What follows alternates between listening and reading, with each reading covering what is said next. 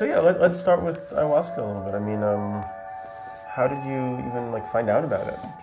I think about 20 years ago, it was something in the underground. People were talking. And I know people on the scene. And this is something you really have to try. And I was intrigued, and I was in Brazil and just made a few phone calls, kind of discreetly, because I didn't know, if it was criminal or what. I made some discreet calls, and I met somebody on the street in Copacabana, and Trudy and I, my wife, we got in the back of his car, and we mysteriously led out of Rio through the favelas into the jungle.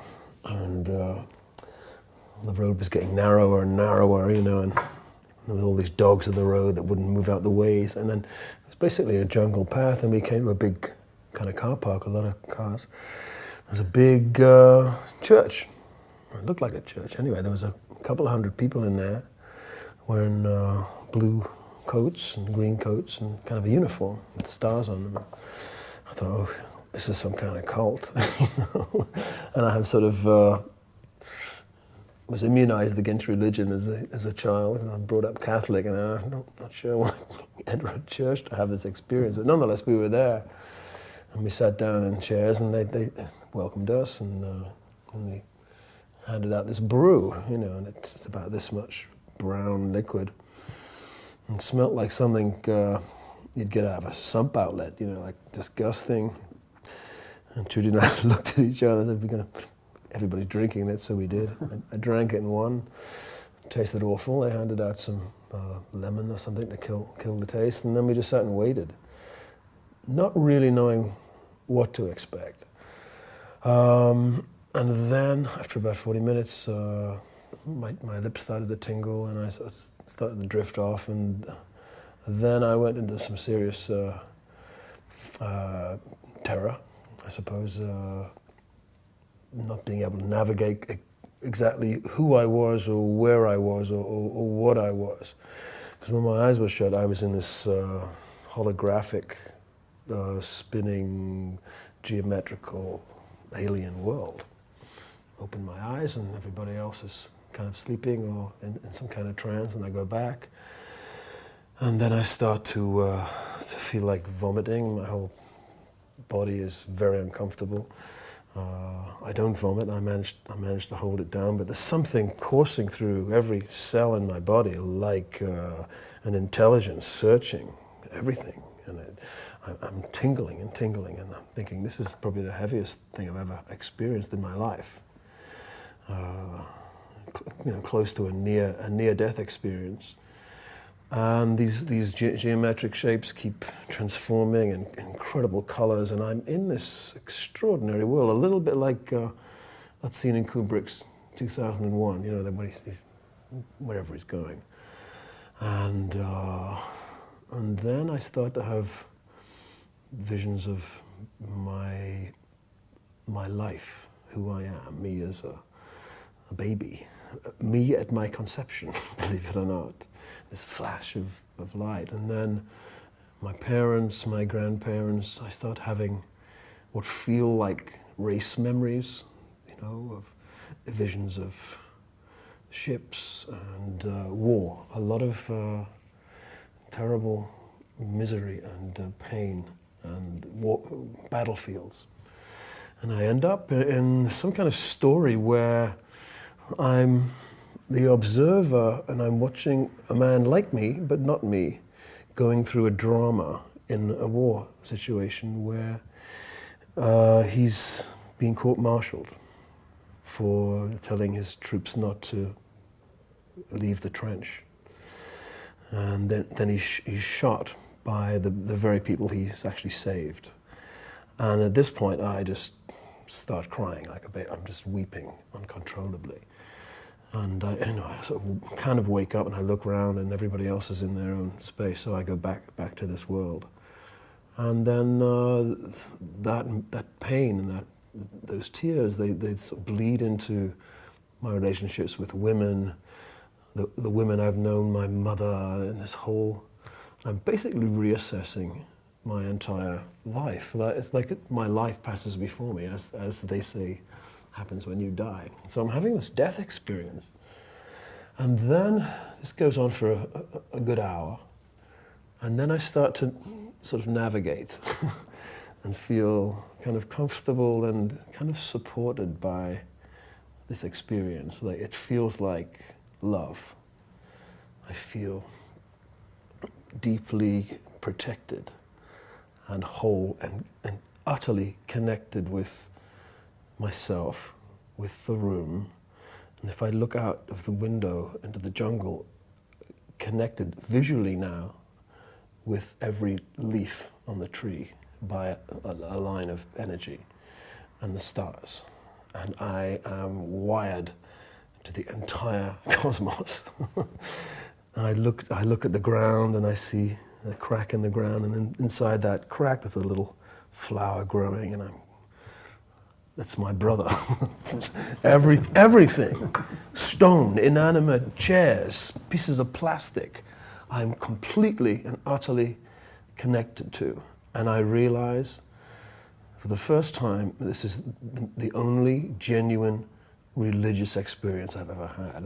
I paid lip service to religious experience as a child, going to Catholic school and church and thinking, okay, maybe something will happen if I pray long enough, but nothing ever did. This is genuinely ontological, I think is the word. It's absolutely astounding. I'm amazed at what's happening in my mind, and it's given me this place in my mind where I realize that we are actually eternal, and there's no end to this mind. And I realize everyone else in the room is going through the same thing. While I was going through the terror part, the painful part, the violence and everything, I looked across at Trudy, who was having a beatific, or seems to be having a beatific vision. It looks like she's in heaven. But meeting the celebrants in this communion afterwards, and hearing them talk and feeling part of this brotherhood, it made me realize that it is communion, this direct access to the Godhead, whatever you think that is. I have no idea what it is, but there's definitely an intelligence, a higher intelligence and an ethical intelligence at work in you during this experience. And it's stronger than you, it's cleverer than you are, and it's part of you. You are part of it. And so I've been taking it as regularly as I possibly can over the last couple of decades. But these substances are, as we know, still, although it's becoming more and more complex, illegal in the West. Why do you think that is? I mean, why do you think that there's such a lack of understanding of these types of experiences? I don't think authority, whether it's government or the established church, really wants you to have direct access to this connection, because their power base lies in keeping you in the dark, or keeping you disconnected or alienated from that kind of experience. And so, whether it's conscious or unconscious, their instinct is to prevent this from happening. They want to control everything. I wish it wasn't the case. I know that in the United States, surprisingly, this experience has become legal within the parameters of an organized church. The one that actually you worked with, yeah, the United Vegetal. The UDV is kind of a mestizo tradition, right? It's like where the sort of white and the Indian and the black culture kind of meet each other. You also have had the opportunity to drink ayahuasca with more of like the indigenous people. How was those experiences? How were they different? What did you gain from them? I actually preferred drinking it with the shamanic tradition more than the syncretic kind of religious thing. It was very kind of Catholic based, and I was reserved about it because of my own history. But drinking it in the jungle with Shwara, I think was the name of the tribe. They'd heard about me, kind of, and it was a small group. It was about 10 of us. And the first thing they said was, "Which one's Sting?" They knew something called Sting was some kind of big honcho. I sort of raised my hand quite anxiously and said, oh, okay, we got special brew for you. Massive cup of this thick, viscous stuff, and everybody else is getting small cups of much more mellow-looking stuff, and I said, oh, okay. So I knew what was in store. I took it, went to my hammock and tied the seatbelt on. I was destroyed. I just simply didn't exist. I basically crawled to the shaman and said, please put me back together again. He said, no, you're doing really good. And then they beat me with leaves and blew tobacco smoke on me and literally put me back together again with this incredible care and love and attention. I think ayahuasca gives you what you need. And sometimes, I think I need my ass kicked a lot of the time. You know, I'm in a profession where your ego is constantly massaged and it's built up. So for someone like me, the ayahuasca experience is essential. I need to be beaten down occasionally. But I'm always confident that no matter how troubling the experience is, and it's full of dread, that I will get this feeling I described before of incredible love for myself, for everyone around me, for the world generally, for nature. And that is a true religion in the real sense, reconnecting, you know, with who we are and actually what we are. We are not separate from nature. So I think it's a true religion. It's a genuine religious experience for me, not lip service. It's the real thing. And what do you think it sort of tells us or indicates about kind of like the nature of our consciousness and maybe the nature of like plant consciousness or plant sentience? Well, it feels that way. It feels as if you are somehow interfacing with a different kind of intelligence, a longer-term intelligence, a quieter, more watchful intelligence, like, you know, a tree. You know, I have lots of trees on my property in England, 400- or 500-year-old trees. I look at them now differently. I realize that they, in fact, are the guardians of this particular space. I'm just a tenant for a while. I have to look after them, but they somehow look after me, and that sounds kind of woolly, but, you know, I'm a tree hugger. I'm a self-confessed card-carrying tree hugger. But once you get into that longevity of intelligence, you know, how you exist for all of those years, using all of that energy, giving out all of that energy is something very valuable to the human spirit. You know, we are connected to trees. We can't live without trees. I've always had this intuition anyway that we should save forests. That, you know, primal forest ought to be protected for many, many reasons, climate reasons, but spiritual reasons too. We need these. You know, the ancients used to call them dryads, these tree spirits. I think they exist, you know, if you're in the right space, right state of mind. Now, had you already started the Rainforest Foundation when you had that ayahuasca experience, or kind of like, was that one of the inspirations? It kind of happened at more or less the same time. I always had this instinct about nature that it should be protected. And, you know, I went to the rainforest before I'd had the ayahuasca experience, but it was kind of at the same time. And I suppose has informed our work since then. What have you been learning about like the rainforest these days? Well, your foundation works in a whole bunch of different countries, right? I think we're in 17 countries now. I mean, it seems like there's a lot of efforts to preserve, you know, what's left of the rainforest, but on the other hand, it doesn't really seem like, you know, it's going in the right direction at this point. No. No. We've had a lot of successes, and we're very proud of them. But the war goes on. You know, how do you convince people who are dirt poor not to chop their forest down when they've been offered lots of money to do it by corporations and the like? It's very difficult. But as I say, we've had enough successes to carry on and just to see that it does work, and people's lives have been protected through this legal work. And Trudy's been working on a film about the oil companies down there.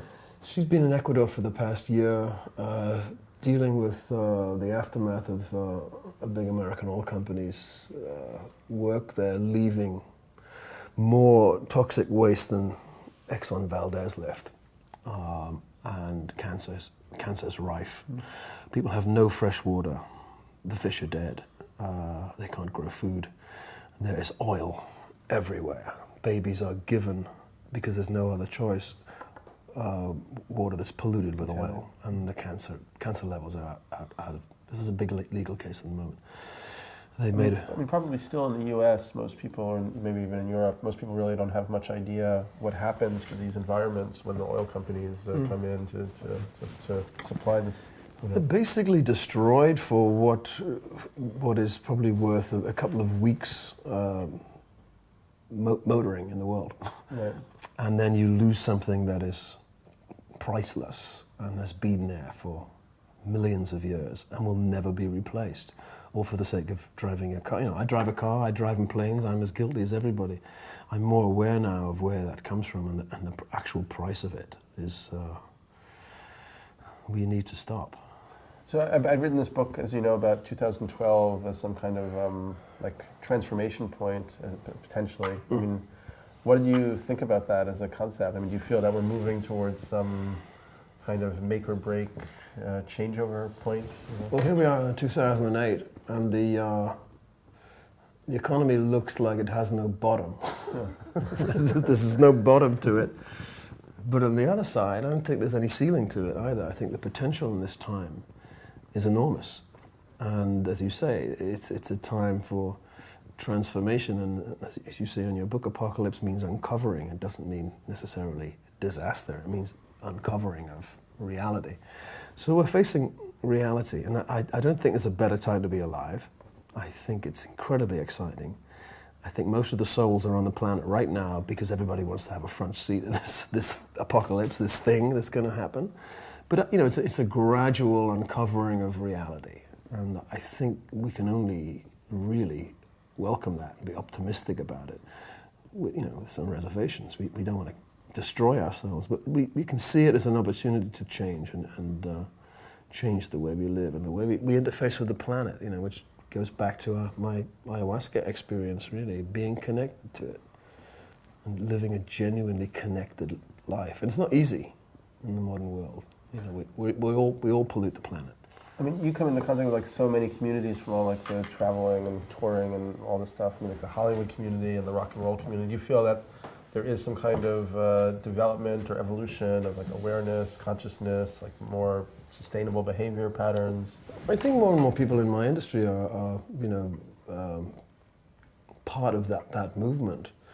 And I think we've gotten over the idea that if you say you're for a cause, you're just some sort of self-serving, fantasist, that it's all about your ego or it's all about being more famous or whatever. I think we're over that. Everyone realizes that we are in crisis, and everyone has a part to play, even celebrities. So the work I do tends to be less visible. I prefer, we raise funds, but I stay away from the front line. I stay away from the cameras, because it's not helpful sometimes. As a celebrity, you can actually bring a lot of attention to a subject, and you can point at the moon, but people will be looking at your finger. As a celebrity finger pointing at the obvious, So I raise funds.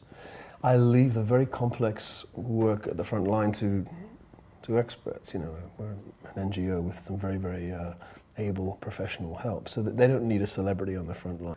So to such an extent, I've been doing yoga now for well over 20 years, and I think it's given me another lease of feeling like a young, virile man. I'm 57. I feel like I'm 20. Mm-hmm. I have the energy of a 20-year-old, and that same kind of lust for life that I had then. I think largely through yoga, through being open to experiences rather than closing off and saying I'm now finished. Mm-hmm. Mm-hmm. I consider myself, always have done, a student or a work in progress. Learning stuff interests me, and I think it's that mental thing of being willing to be out of your comfort zone a lot of the time to learn. I'm doing an opera at the moment in Paris. Not because I have any hubristic sense that I'm, now an opera singer at all. It's just I've been given the opportunity to learn something, performing on stage in costume, acting, not bumping into the furniture, and singing at the same time, to learn. And it's just taking yourself out of the comfort zone. It's like ayahuasca. You put yourself in the position of the pupil, and the master will come and bring you for a while, and then something new will appear, something will transform.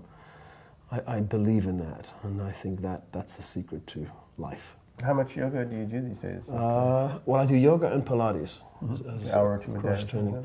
I do 2 hours a day, and I'm pretty fit. Yeah. Sure, But I couldn't do my job if I wasn't. What? I'm sure you could beat me up in a minute. I wouldn't do that. No, I'm very peaceful. So, but did the yoga have like, have you ever had like mystical experiences, anything along the lines of the kind of ayahuasca experience through yoga?